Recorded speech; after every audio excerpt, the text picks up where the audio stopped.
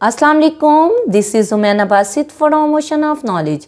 तो आज हम कर रहे हैं मैथ 11 की एक्सरसाइज 3.2 का क्वेश्चन नंबर 3, जो कि है solve the following system of linear equations. Question number 3 के टोटल 3 पार्ट दिए हुए हैं। फर्स्ट और सेकंड पार्ट अहम है। सेकंड पार्ट डीजी खान में और रावलपिंडी में पेपर्स में 2017 और 2019 में आया हुआ है, और इसी तरह फर्स्ट पार्ट बहावलपुर में 2013 में आया हुआ है।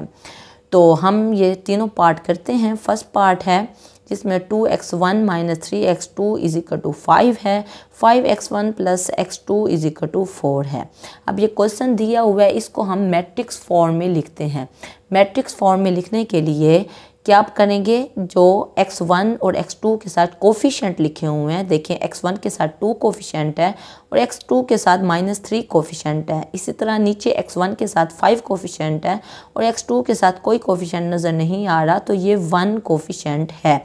तो इन कोफिशिएंट को अलग हम मैट्रिक्स की शक्ल में लिख देंगे, 2 - 3 5 और 1, 2 - 3 5 और 1, ठीक है।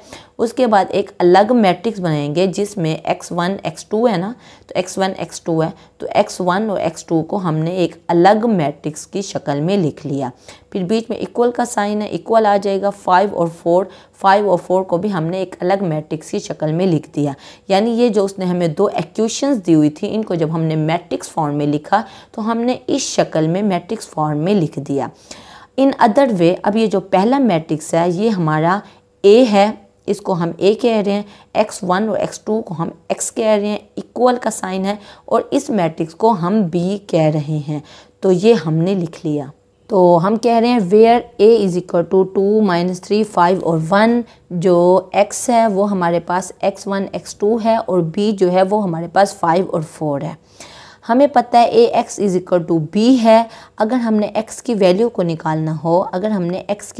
निकालना हो, तो a बराबर के दूसरी तरफ जाएगा।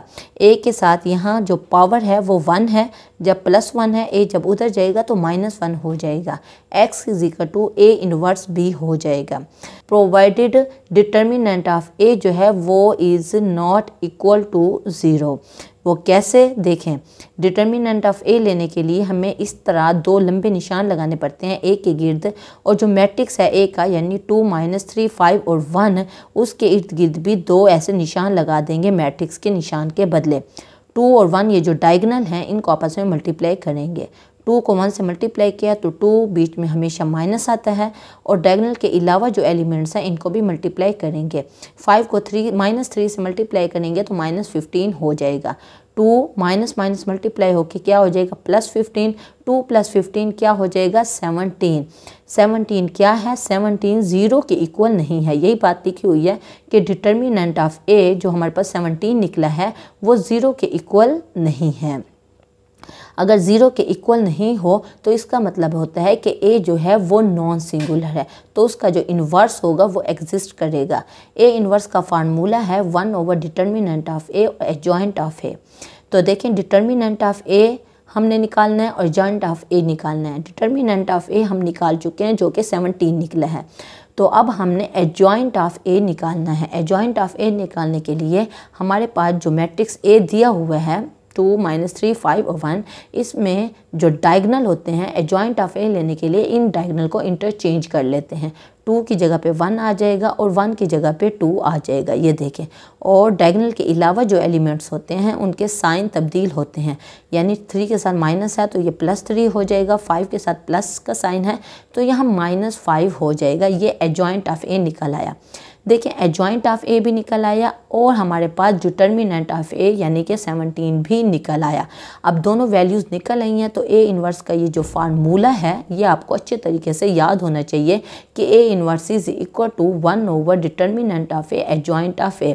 अब इस फार्मूले में हम वैल्यूज़ डिटर्मिनेंट ऑफ a की भी पुट कर देते हैं और एडजॉइंट ऑफ a की भी पुट कर देते हैं। तो देखें, 1/डिटर्मिनेंट ऑफ a 17 है और साथ एडजॉइंट ऑफ a 1 3 -5 और 2 है। ये हमने इस फार्मूले में पुट कर दी।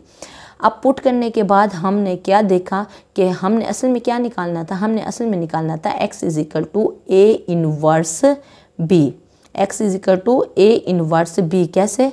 जब A X is equal to B गया था, ए जब उधर गया था तो x is equal to A inverse B हो गया था। अब बी का मैट्रिक्स तो हमारे पास मौजूद था।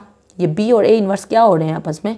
ये बी और ए इनवर्स आपस में मल्टीप्लाई हो रहे हैं, लेकिन बी तो हमारे पास मौजूद था मैट्रिक्स, ए इनवर्स हमारे पास मौजूद नहीं था। तो ये जो हमने डिटर्मिनेंट लिया है, एडजॉइंट ऑफ ए लिया है, ये सारा काम ए इनवर्स मालूम करने के लिए किया है, ताकि जब ए इनवर्स हमारे पास निकल आए, जो ये निकल आया है इसको हम इसमें पुट करें, ए इनवर्स की जगह पे ये पुट करें और बी की जगह पे मैट्रिक्स बी पुट करें, तो हमारे पास एक्स की वैल्यू निकल आए।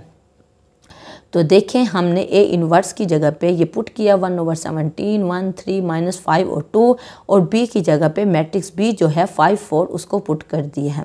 अब ये क्या हो रहा है, ये दोनों मैट्रिक्स मल्टीप्लाई हो रहे हैं।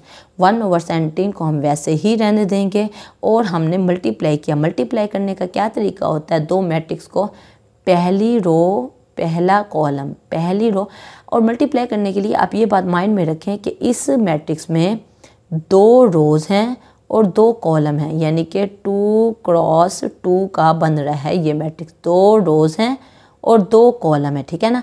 और इस मैट्रिक्स में 2 रोज़ हैं और 1 कॉलम है, यानी कि 2 रोज़ हैं और 1 कॉलम है इस दूसरे वाले मैट्रिक्स में। तो जब भी 2 मैट्रिक्स को मल्टीप्लाई करें तो ये बात आप माइंड में रखें कि पहले मैट्रिक्स के कॉलम और दूसरे मैट्रिक्स के रोज़, यानी कि पहले मैट्रिक्स के कॉलम और दूसरे मैट्रिक्स के रोज़ अगर एक जैसे हैं तो फिर हम उन 2 मैट्रिक्स को मल्टीप्लाई कर सकते हैं। देखें, पहले मैट्रिक्स के जो कॉलम हैं वो 2 हैं और दूसरे मैट्रिक्स के जो रोज़ हैं वो 2 हैं, तो इसका मतलब है ये दोनों बराबर हैं, तो हम इन 2 मैट्रिक्स को आपस में मल्टीप्लाई कर सकते हैं।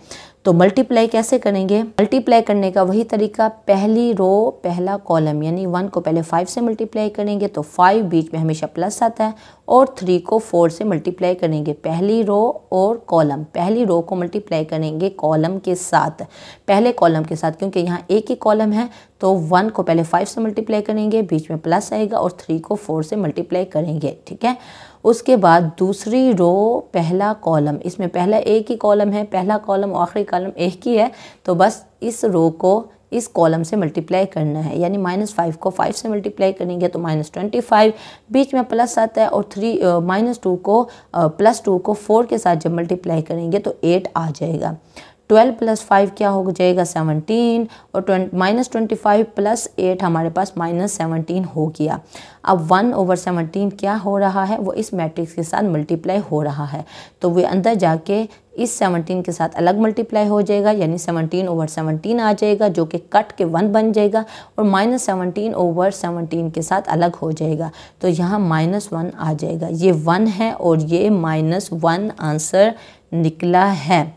उसके बाद हमने देखा कि x जो है, x किसके बराबर था? x बराबर था x1 और x2 के, और ये बराबर आया 1 और -1 के। इसका मतलब है x1 जो है वो 1 के बराबर है और x2 जो है वो -1 के बराबर है। यहाँ लिखा हुआ है क्योंकि x जो है वो बराबर है x1 x2 के, तो x1 जो है वो 1 के बराबर है और x2 जो है वो -1 के बराबर है, और हमने यही वैल्यूज़ ही निकालनी थी, x को ही निकालना था।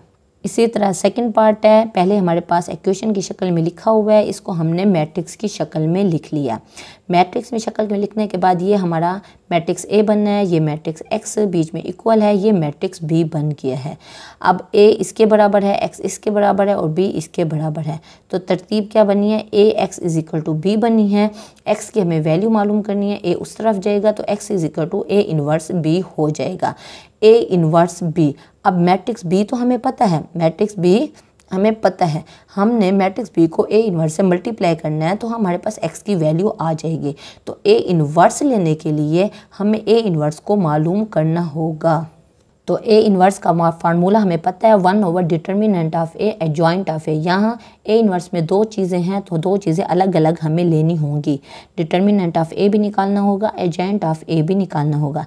डिटर्मिनेंट ऑफ ए निकालने के लिए 4 को -1 से मल्टीप्लाई करेंगे, -4 बीच में माइनस आता है, 3 को 3 से मल्टीप्लाई करेंगे तो 9, -4 -9 13 आ गया, जो कि 0 के इक्वल नहीं है।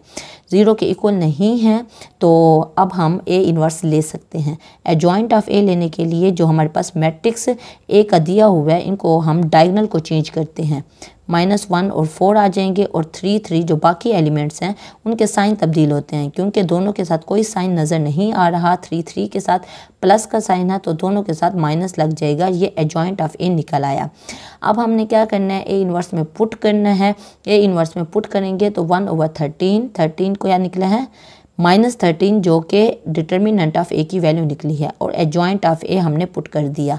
ये हमने इस फार्मूले में पुट किया है ए इन्वर्स के। अब x equal to A inverse B है। ए इन्वर्स हम निकाल चुके हैं, बी हमें पहले ही पता है तो ए इन्वर्स की जगह पे हमने ये पुट कर दिया और बी की जगह पे मैट्रिक्स बी हमने लगा दिया। अब पहले मल्टीप्लाई करना है, पहली रो पहला कॉलम, रो कॉलम -1 को 5 से मल्टीप्लाई किया तो -5, -3 को 7 से मल्टीप्लाई किया तो -21 आ जाएगा। इसी तरह रो कॉलम को मल्टीप्लाई करेंगे, -3 को 5 से मल्टीप्लाई करेंगे -15, बीच में प्लस आएगा और 4 को 7 से मल्टीप्लाई करेंगे तो 28 आ जाएगा। -21 -5 -26, 28 -15 हमारे पास 13 आ गया और साथ -1/13 भी आ रहा है। -1/13 को 26 के साथ -26 के साथ मल्टीप्लाई करेंगे तो -26/-13 आ जाएगा तो माइनस माइनस कट जाएगा और 13 और 26 कट के 2 आ जाएगा। इसी तरह जब 13 के साथ -1/3 को मल्टीप्लाई करेंगे तो साथ माइनस लिखा हुआ आएगा और 13 से कट के -1 हो जाएगा। अब x की जगह पे क्योंकि हमें पता है x जो बराबर है x1 और x2 के बराबर है तो x की जगह पे हमने x1 x2 लगा दिया और 2 और -1 वैसे ही निकाला हुआ है। तो इससे हमें क्या पता चला, इससे हमें पता चला कि x1 जो है वो हमारे पास 2 के बराबर है और x2 जो है वो हमारे पास -1 के बराबर है। इसी तरह थर्ड पार्ट भी बिल्कुल ऐसे ही करना है। तो कोई कन्फ्यूजन हो, कोई मसला हो, कोई बात समझ ना आई जो आप नीचे कमेंट में पूछना, मैं इंशाल्लाह कमेंट बॉक्स में उसका डेफिनेटली जवाब दे दूंगी। तो अपना ख्याल रखिएगा। ओके फिर अल्लाह हाफिज़।